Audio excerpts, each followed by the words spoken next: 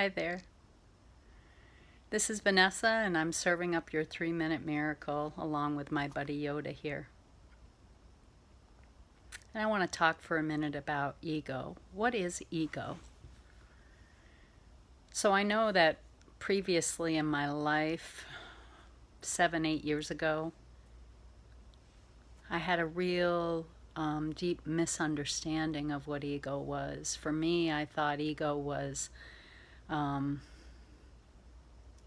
being full of yourself, being self-centered, having a big ego or having an inflated ego, just wanting the world to cater to who you are.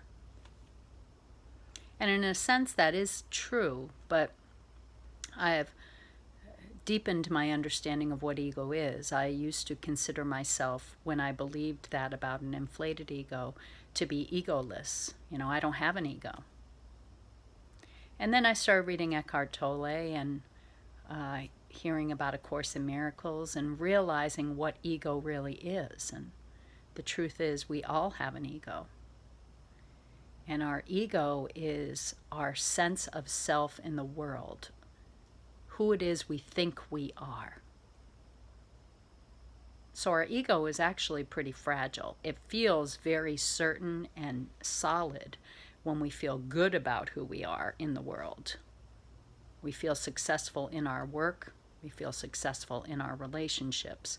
We feel financially successful. So our ego feels strong. But what makes it fragile is that it's related to the world. It's related to how we define ourselves through the world of form. And that becomes tricky when the form dissolves or the form is uncertain, which is always true. The form world is always temporary. And I think there's nothing like a pandemic to show us that if we never realized it before. So it's okay to feel that sense of relationship with the form world as how you define yourself, but you are never going to find full satisfaction there because it will always pass away. So what do you do instead?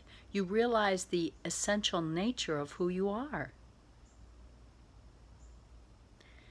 Through your breath, through nature, through the things that are intangible, you can realize your universality with everything that is. And then it becomes less related to a dollar or a career or an item or a belonging, or even the events or circumstances of your life. You understand there's a deeper relevance to why you're here.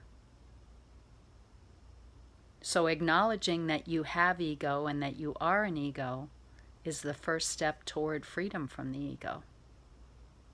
Think about that one for a minute. I wish you blessings.